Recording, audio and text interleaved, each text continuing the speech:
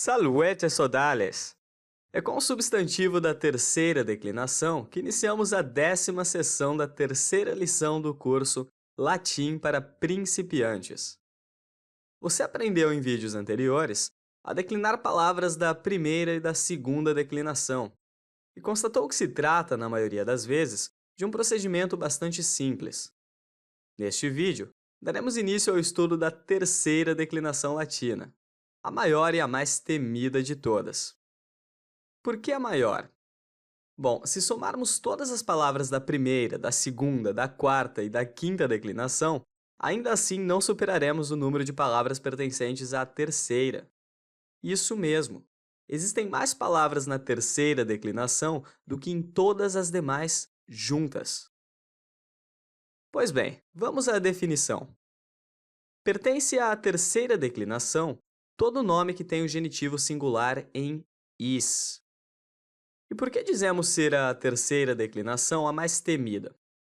Ora, sabemos que as palavras puramente latinas da primeira declinação têm o nominativo singular sempre em a.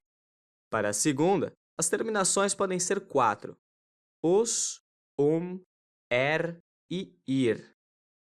Acontece que as palavras da terceira possuem tantas terminações diferentes que chega a ser inútil tentar memorizá-las. De fato, podemos identificar para este grupo nada mais nada menos do que 13 terminações, dentre as quais 8 lhes são próprias: i, o, u, que, de, el, te e ex. Existem duas, no entanto, que aparecem tanto na terceira quanto na primeira. São as terminações a e é. As terminações en e er, por sua vez, ocorrem tanto na segunda quanto na terceira. A terminação es, finalmente, aparece em todas as 5. Saiba também que, na terceira declinação, as terminações a, i e u são próprias de palavras tomadas do grego, conforme veremos mais adiante. Ainda em relação às duas declinações já estudadas, podemos citar para a terceira declinação outra diferença bastante importante.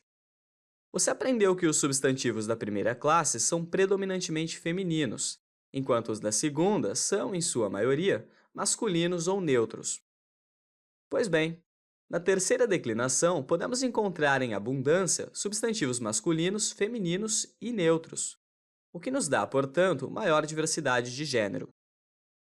Por se tratar de um grupo tão extenso e complexo, dedicaremos pelo menos 5 vídeos ao estudo da terceira declinação. Portanto, é muito importante que você dê muita atenção à aula de hoje, pois ela será pré-requisito para as aulas que virão. Existem muitas formas de se estudar os nomes da terceira declinação. Cada livro ou método adota uma. A que adotaremos aqui é, a meu ver, a mais simples e didática, mas a única forma de dominar efetivamente a declinação das palavras desta classe é praticando. Antes de lhe apresentar as novas desinências, faremos algumas considerações iniciais. Assim como na primeira, o vocativo da terceira declinação é sempre igual ao nominativo, tanto no plural quanto no singular. O genitivo singular de todos os nomes do terceiro grupo termina em is, independentemente de sua terminação no nominativo singular. De fato, é isso que define a pertinência de um nome à terceira declinação. Uma das maiores dificuldades no estudo deste grupo reside na terminação do genitivo plural, pois, ao contrário do que ocorre nos demais, temos para o terceiro duas possibilidades: a terminação e a terminação ium. Neste vídeo, estabeleceremos uma regra geral para o correto emprego dessas terminações. O primeiro passo para isso é a definição de parissílabos e imparissílabos. Tomemos como exemplos duas palavras da terceira declinação: nubes, nuvem, e rex, rei. Ao procurar essas duas palavras em um dicionário, encontramos algo mais ou menos assim. Você já sabe interpretar essas informações.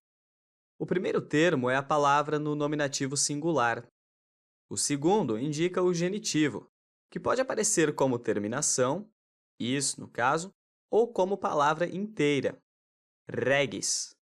Assim, o dicionário está nos dizendo que o genitivo de nubes é nubis, enquanto o genitivo de rex é regis. Finalmente, o dicionário nos fornece ainda o gênero a que cada palavra pertence. Nubes é feminina, enquanto rex é masculina. Em nossa primeira lição, você aprendeu a separar as palavras latinas em sílabas, e esse aprendizado será bastante útil a partir de agora. Se você não se lembra de como fazer isso, não se preocupe. Enunciaremos aqui a regra de ouro. O número de sílabas de uma palavra latina é exatamente igual ao número de vogais ou ditongos que ela apresenta. De fato, essa é a única informação de que vamos precisar.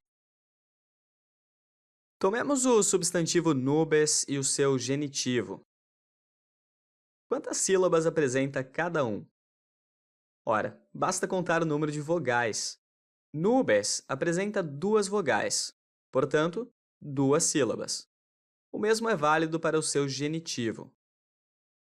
Repitamos o procedimento acima para rex e regis. Rex apresenta uma única vogal, portanto, uma única sílaba. Regis, o seu genitivo, apresenta 2. Podemos tirar a partir daqui uma importante conclusão. A palavra nubes e o seu genitivo apresentam o mesmo número de sílabas, enquanto rex e seu genitivo apresentam um número de sílabas diferente. Pois bem, denominam-se parissílabas as palavras que, como nubes, possuem o mesmo número de sílabas no nominativo e no genitivo. Em contrapartida, denominam-se imparissílabas as palavras que, como rex, possuem mais sílabas no genitivo do que no nominativo. Par, em latim, significa igual. Portanto, parissílabo quer dizer mesmo número de sílabas, enquanto imparissílabo quer dizer número de sílabas diferente. Vejamos outros exemplos de palavras parissílabas. Cedille, cedilles.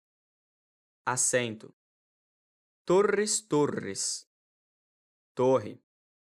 Volocris, volocris. Pássaro. Deixo como exercício a verificação. Assim como rex, regis, também são exemplos de palavras imparissílabas. Cor, cordis. Coração. Iter, itineris. Viagem. E urbs, urbis. Cidade. É fácil notar que essas 3 palavras apresentam diferentes números de sílabas. Iter, por exemplo, possui 2 vogais e, portanto, 2 sílabas, enquanto seu genitivo itineris apresenta 4 vogais e, consequentemente, 4 sílabas. Por essa razão, o vocábulo iter é dito imparissílabo. Utilizaremos as mesmas palavras nubes e rex para recordar o processo de obtenção do radical. Já sabemos que o dicionário de latim nos fornece o nominativo e o genitivo. O que nos interessa, na realidade, é o genitivo, que para nubes é nubis e para rex, regis. A partir dessas palavras, basta nos retirar a desinência is para obter os radicais. Para nubes, encontramos nub. Para rex, obtemos reg. Muito bem. Agora você está pronto para aprender a regra geral que rege a desinência do genitivo plural das palavras da terceira. Vamos lá. Possuem o genitivo plural em os nomes imparissílabos cujo radical termina em uma única consoante. Em contrapartida, possuem o genitivo plural em ium os nomes imparissílabos cujo radical termina em 2 ou mais consoantes e também os nomes parissílabos. Eu sei que ficou um pouco confuso, por isso vamos esquematizar essa regra geral da seguinte forma. Contamos o número de sílabas do mesmo vocábulo nos casos nominativo singular e genitivo singular. Se o número de sílabas for o mesmo nos dois casos, teremos um vocábulo parissílabo, portanto, genitivo plural em iam. Se o número de sílabas diferir, teremos um vocábulo imparissílabo. Neste caso, devemos analisar também o radical. Se terminado em uma única consoante, teremos o genitivo plural em caso contrário, em iam, assim como os vocábulos parissílabos. Vejamos como este esquema funciona por meio de alguns exemplos. Tomemos a palavra nubes. Ela apresenta, nos casos nominativo e genitivo singular, o mesmo número de sílabas. Portanto, trata-se de um vocábulo parissílabo. Via de regra, os vocábulos parissílabos fazem o genitivo plural em iam. Portanto, temos como genitivo plural de nubes, nubium. E quanto à palavra rex? Trata-se, como vimos, de um vocábulo imparissílabo, pois ele apresenta mais sílabas no genitivo singular do que no nominativo. Caímos aqui na segunda situação. Cabe-nos, portanto, analisar o radical.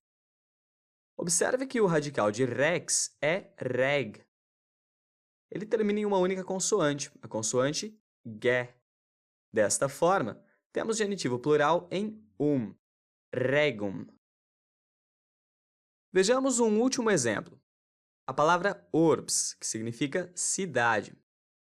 Escrevendo os casos nominativo e genitivo singular, e contando também o número de sílabas, ou número de vogais, que acaba sendo igual, concluímos se tratar de um nome imparissílabo.